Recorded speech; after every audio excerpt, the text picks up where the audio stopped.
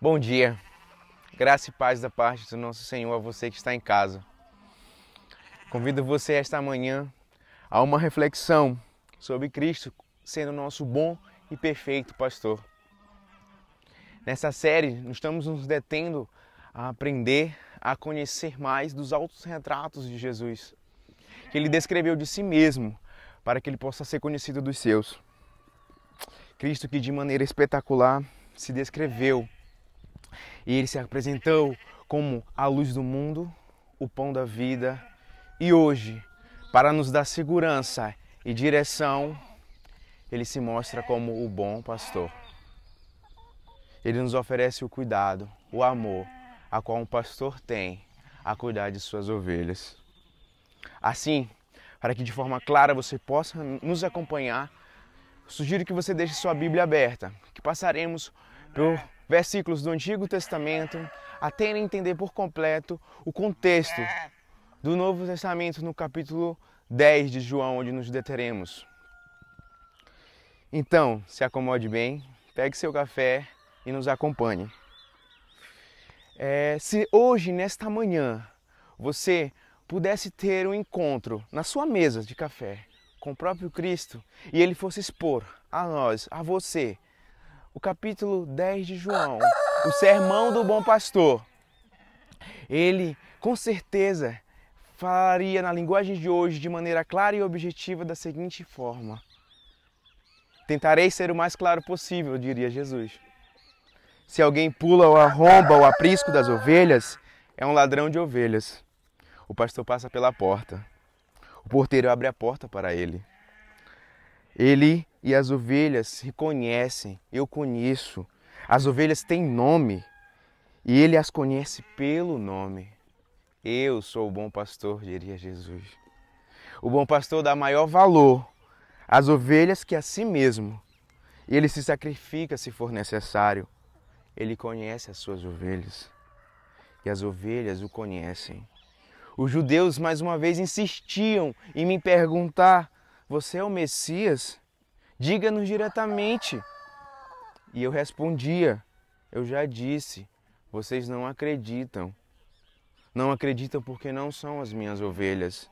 As minhas ovelhas reconhecem a minha voz. Eu as conheço e elas me seguem.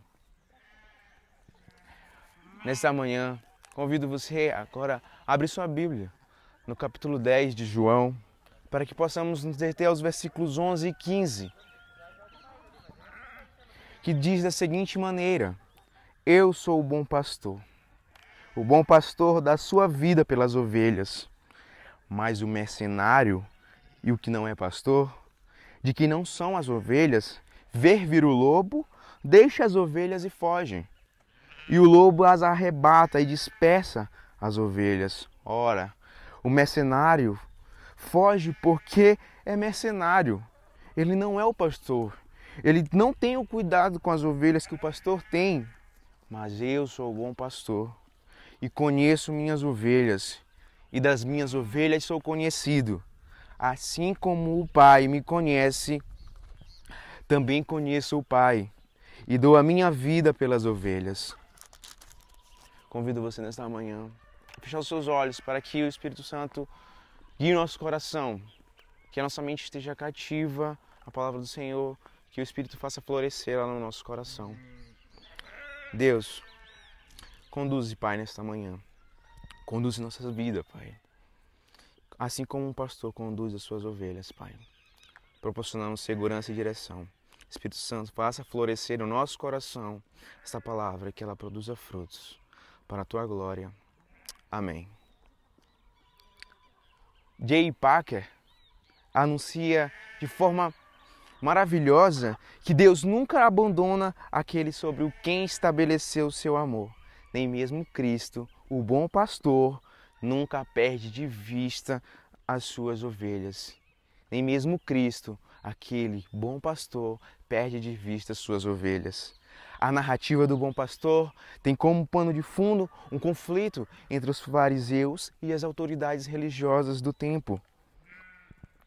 Como está descrito no capítulo anterior, no capítulo 9, quando Jesus, estando em Jerusalém e tendo realizado a cura de um cego que de nascença já não tinha a visão, ele curando este homem e este homem o reconhecendo como aquele que efetuou o milagre e como o Cristo, o Jesus, surge uma problemática, porque a cura ocorreu no sábado. Os farisaicos, os líderes da época, eles eram muito rigorosos quanto à guarda do sábado, quanto ao que se podia fazer, quanto se carregava, quanto se podia andar. É nesse ponto que há o ápice do conflito entre o modo como eles agiam e exerciam o controle, ou como se achavam como os donos das Escrituras, e a obra de Jesus, a sua mensagem. Então eles que se achavam donos de Deus, donos do controle das Escrituras, donos da verdade, entraram em conflito com a mensagem que Jesus trazia. E no final desse episódio vemos, no final do capítulo 9, que o Senhor os condena como os que realmente eram cegos, como aqueles que não viam a mensagem verdadeira, o que aquela cura representava. E eles não viam realmente como o Senhor trazia o Evangelho ao coração dos homens. E eles o denunciam como os falsos pastores, os pastores infiéis, os falsos pastores, cegos e pecadores. Eles veem um cego não como uma pessoa que necessitava do amor, mas como apenas um pecado. Eles são chamados neste capítulo 10 de ladrões, de salteadores, nessa narrativa do bom pastor. Em contrapartida, a narrativa do bom pastor, ela, em vez de trazer uma longa discussão que já vinha anteriormente do capítulo 9, ela apresenta uma dinâmica de direção. O Senhor se mostra primeiramente dizendo no primeiro bloco do capítulo: eu sou a porta. João 10, do versículo 1 ao 6, que será a próxima descrição dos autos retratos de Jesus. Então não perca, continue acompanhando conosco. Hoje nos deteremos a aprender sobre o bom pastor, a descrição do Senhor como o bom pastor. E há 2 pontos para que possamos entender de maneira clara e objetiva sobre isso. A primeira é a figura do pastor com as ovelhas. E em segundo, uma descrição de como no cotidiano daquela época era comum a figura das ovelhas, era comum a figura do pastor. Seria como sair de manhã, chamar cada ovelha pelo seu nome, levar elas num recinto, levar a pastagem e no final do dia trazê-las de volta. E ainda outra figura que será muito importante para o entendimento é a profecia do livro de Ezequiel, a qual veremos mais adiante. Tendo a imagem do pastor construída desde a antiguidade, no Antigo Oriente já era uma coisa comum. A tarefa de pastorear era sempre assumida pelos membros da família e também em exclusividade pelos homens, por causa de riscos a se tomar, por causa do perigo a se enfrentar feras e outros perigos como ladrões, salteadores. Essa tarefa que exigia alto risco e muita dedicação, elas eram exercidas primariamente pelos homens. As mulheres e crianças cuidavam do seu rebanho somente nas proximidades da casa. Qualidades que eram exigidas de um pastor se traziam como a prudência, a paciência e a dedicação. Tempos como o verão, que era mais difícil achar pastagem, havia mais riscos e mais trabalho para o pastor em conduzir as suas ovelhas a pastos verdejantes, onde tinha água, e era exaustivo.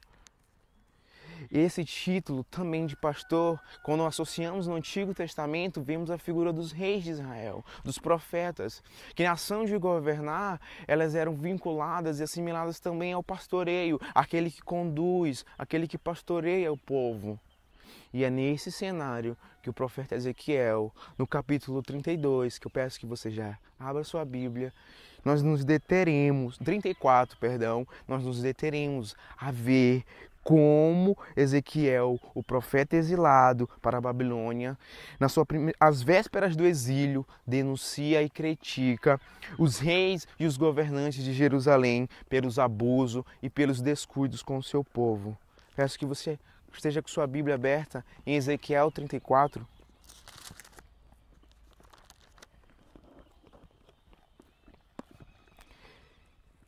Que diz da seguinte maneira: ai dos pastores de Israel, que são pastores de si mesmo. Não é do rebanho que os pastores deveriam cuidar? Vocês bebem o leite, vocês vestem a lã, sacrificam as ovelhas gordas, mas não cuidam do rebanho. Vocês não procuram fortalecer as ovelhas fracas. Vocês não curam as que estão doentes.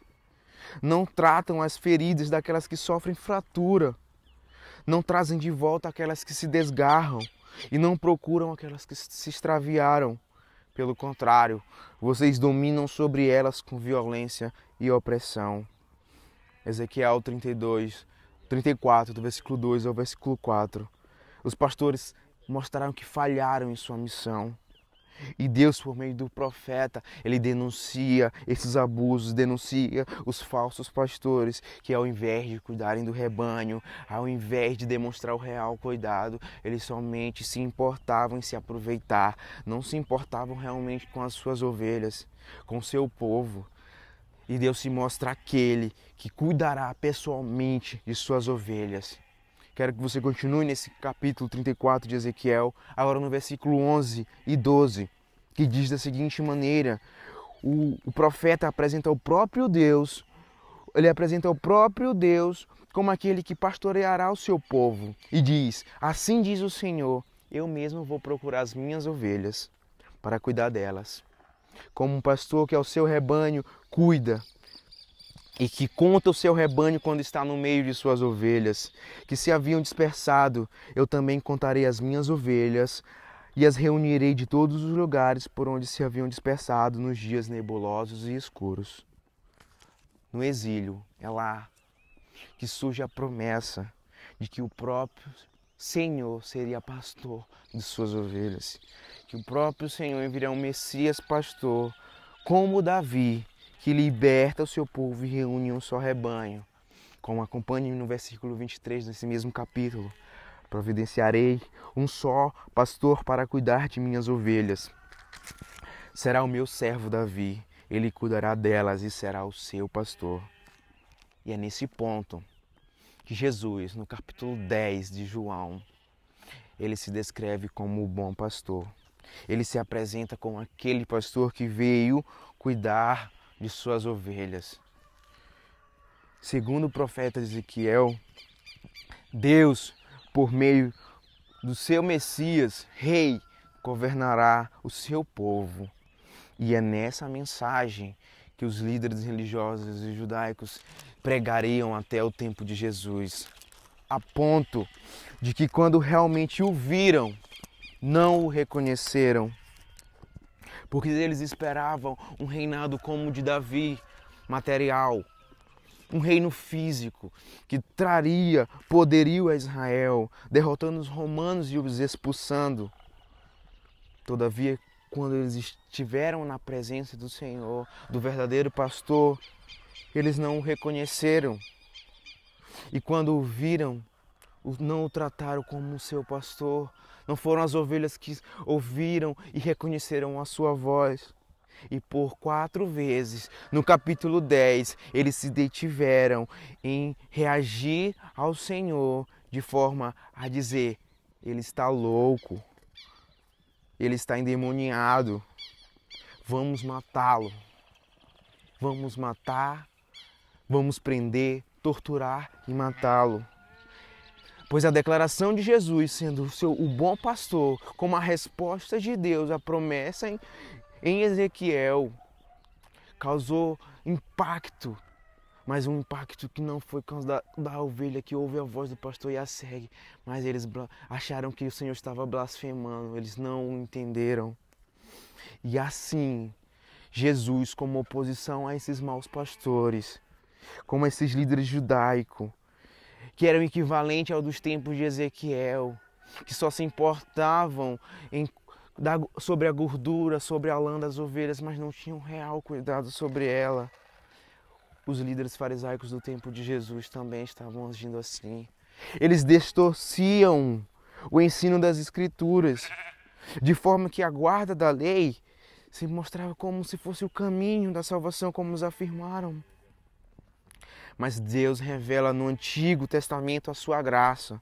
Ele demonstra ao seu povo que ele, não sendo capaz de cumprir tudo o que era exigido, ou tudo o que estava prescrito, mas logo, justamente com a lei, se apresentava o altar de sacrifício.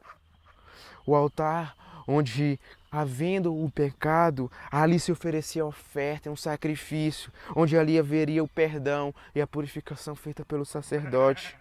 Então, no centro estava o altar onde o sangue é derramado, onde o perdão dos pecados acontece. E no Antigo Testamento, ainda, as pessoas eram sim salvas pela fé no Messias que havia de vir. Hoje, nessa mesma doutrina, pelo mesmo Messias, pelo nosso mesmo Jesus, nós somos salvos por meio de graça, mediante a fé naquele que já veio. Nem eles o viram, nem nós também. Todavia, os fariseus transformaram essa graça, essa misericórdia, em um fardo pesado. Eles transformaram a lei de Deus como se fosse um caminho da salvação. Transformaram uma religião de mérito, onde se devia se cumprir não somente o que era exigido pelas leis deixadas por Moisés, mas como outras também que eles foram acrescentando e acrescentando, trazendo um caráter de legalidade, legalista para o povo. A ponto de que se tornou algo tão absurdo, tão pesado, um fardo tão pesado que era impossível de se cumprir. E o Senhor denuncia por vezes, e mostra como os fariseus, tornando-os pastores infiéis, falsos pastores, são denunciados por Cristo, como em Mateus 23, mostrando a hipocrisia dos fariseus quando estes roubam a casa da viúva, com o pretexto de longas orações. Estes não se importavam com o real cuidado aos pobres, aos necessitados, o real cuidado às ovelhas do Senhor. Eles não se ligavam para a viúva, ou para o pobre, ou para o pecador. Eles buscavam enriquecimento e status. Eles eram aqueles que depositavam enormes fardos sobre os homens, mas com que nenhum dedo os queria mover. Em meio à realidade, ao sofrimento e ao abandono daquele tempo, e desde o tempo de Isaías, os pobres da terra sonham com o Messias, aspiravam no seu coração. Como é descrito em Isaías 40:11, por favor, acompanhe comigo.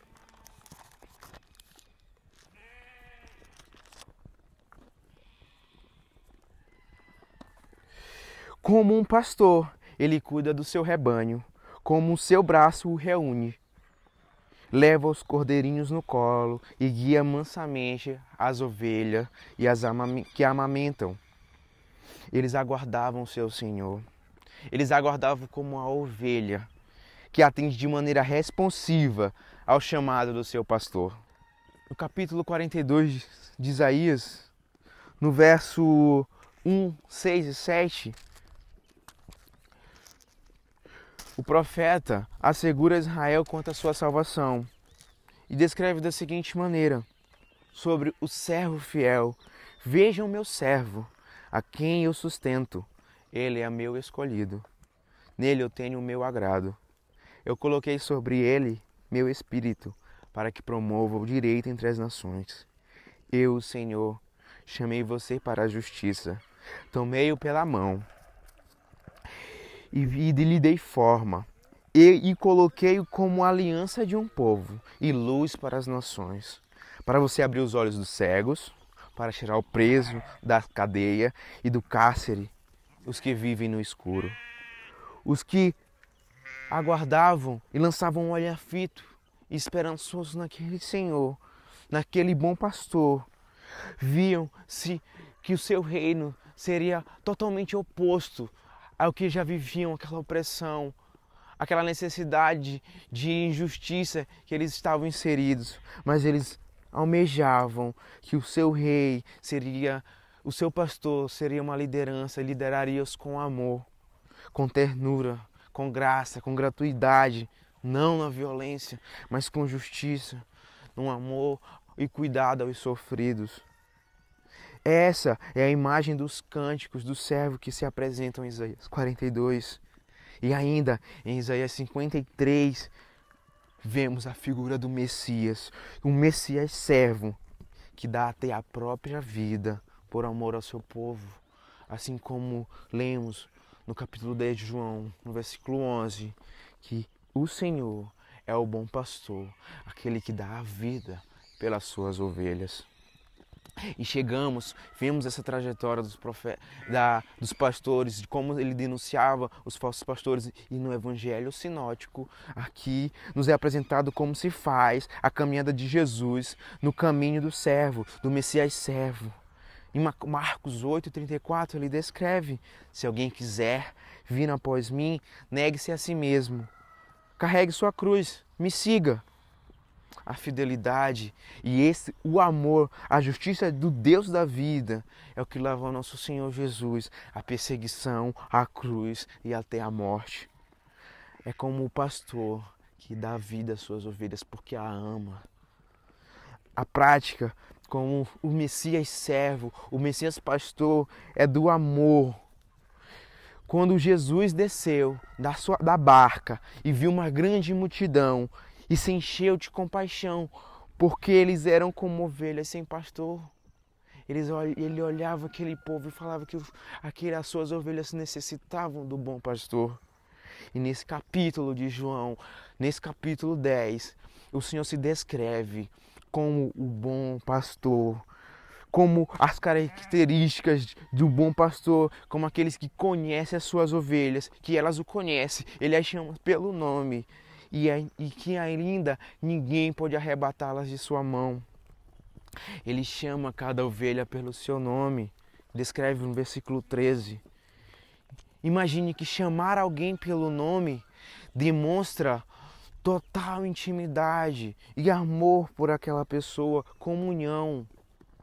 Assim como Jesus chama cada ovelha sua pelo nome, ele mostra que conhece eu, conhece você e tem comunhão conosco.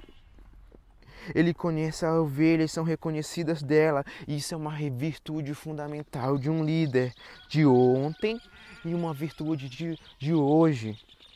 Imagine ainda que um pastor reconheceria sua ovelha até pelo cheiro.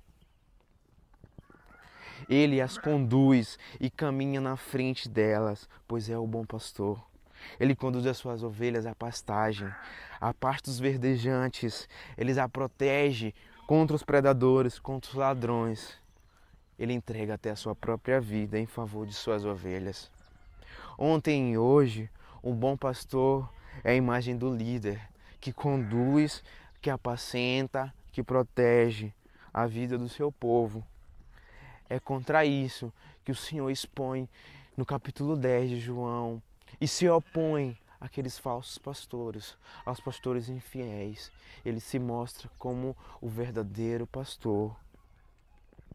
E nesse segundo bloco de discurso, depois de dizer que ele era a porta, mas agora ele se manifesta como o pastor, ele se apresenta as qualidades do bom pastor e descreve que ele é o bom pastor, eu sou, de maneira explícita, assim como Deus se revelou na sarça ardente a Moisés, dizendo eu sou, sendo o próprio nome de Deus. Portanto, a obra de Jesus é autenticada e assinada pelo próprio Deus como aquele que é o autêntico pastor de suas ovelhas. Ele é a porta, ele que é a luz, ele que é o pão, e ele que é o bom pastor que nos dá segurança e direção. Jesus, sendo o bom pastor, conduz as ovelhas até o pasto, demonstrando seu autêntico guardião do seu rebanho. Como um bom pastor que na hora do perigo defenderá suas ovelhas, defende suas ovelhas.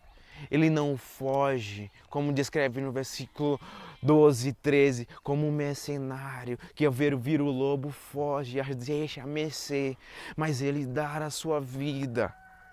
Ele é o bom pastor, aquele que se opunha à imagem do assalariado, que estava ali pelos interesses, apenas pelo salário. Ele não demonstrava o real cuidado com as ovelhas. Em João 10, versículo 12 e 13, é a imagem do mercenário que aparece de forma negativa. É na vida rural da Palestina que eles eram contratados pelos pastores. Era comum que acontecesse isso para que eles cuidassem, mas eles não tinham vínculo, não tinham porquê. Como descrito, quando eles viam o lobo vir, eles o fugiam e deixavam. O relacionamento entre os mercenários e as ovelhas era mediado somente pelo aspecto econômico. Eles só estavam interessados nos status, eles não tinham o mínimo de vínculo amoroso com elas. Ele não era o pastor que daria a sua vida pelas suas ovelhas. E é nesse contexto, e é nessa ideia que a imagem do bom pastor se torna que de maneira cativante e apaixonante, como aquele que é profundamente unido às suas ovelhas por laços de amor, para que, se for preciso, ele daria até e deu a sua própria vida por nós, pelas suas ovelhas. Assim, meus irmãos, essa mensagem proporciona aos nossos corações a verdade de que o bom pastor, ele dedica esforços totais para que a nossa segurança e direção seja assegurada. Ele faz com que sonhe no nosso coração a seguinte mensagem: descanso, descanso e descanso. É o que Jesus nos proporciona quando ele é revelado sangrando, revelado sofrendo no lugar de um pecador, fazendo expiação completa pela minha culpa, pela sua culpa. Entre a consciência humana, é então que a consciência humana se aquieta. E assim como a pomba de Noé repousou sobre a arca, assim a nossa consciência repousa sobre Cristo. E ali encontra descanso para sempre. O que a princípio é a lição do pastoreio do bom pastor, que gera confiança na vida do crente, mediante a palavra e o caráter do bom pastor. E também como afirma o salmista no Salmo 23, a dizer que o Senhor é o bom pastor e de que nada tem falta. É aí que talvez, quando Davi o escreveu, estava sendo talvez menos pastor e mais um expositor a si mesmo, dizendo que aquela palavra que foi compartilhada por mediante a fé a Jacó, que experimentou da provisão soberana de Deus no seu êxodo, ainda assim também Jesus viu a profundidade destas palavras e o significado. Ele com certeza deve ter elas cantado com alegria. Ele olhou para trás e viu seus pais, Jacó e Davi, como eles confiaram no Pai soberano, Senhor, para fornecer tudo o que precisavam e suprir todas as suas necessidades. De fato, como ele explicou aos seus confusos discípulos, que o seu Pai providenciaria o alimento, uma comida que tenho para comer que vós não conheceis. A minha comida consiste em fazer a vontade daquele que me enviou. Mas Jesus também deve ter lido o Salmo 23 como um profundo sentimento. Ele deve ter lido o Salmo 23 com um profundo sentimento de responsabilidade, por saber que, em última análise, ele mesmo era o bom pastor.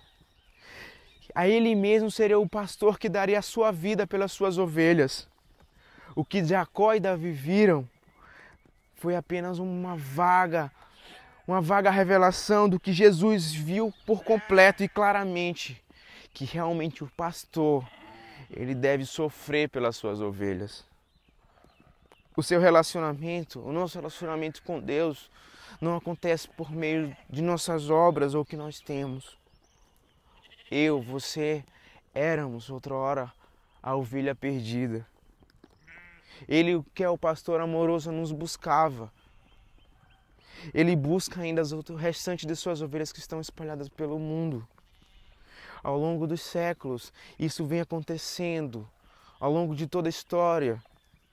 E Deus, que de antemão conheceu e predestinou-nos conforme a imagem do seu Filho, mas vindo à plenitude do tempo, Deus enviou o seu Filho, nascido de uma mulher, nascido sob a lei. Esse Filho do Senhor seria o nosso bom pastor. O bom pastor não é o mercenário. Não é o mercenário que não tem interesse algum sobre as suas ovelhas, não exerce cuidado em amor. Ele apenas está ligando para os status, ele apenas está ligando para o que pode ganhar com aquilo. Mas como é predito em Ezequiel, ele é o pastor que busca o seu rebanho, ele busca as suas ovelhas.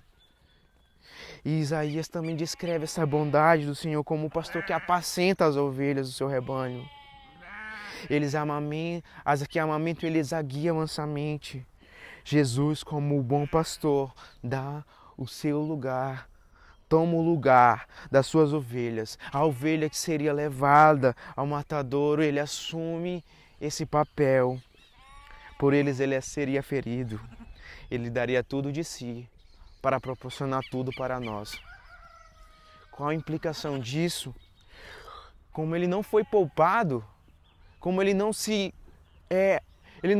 mediu esforços para que desse a sua vida por mim, por você, assim ele nos dá uma certeza de que ele nos dará tudo quanto precisamos.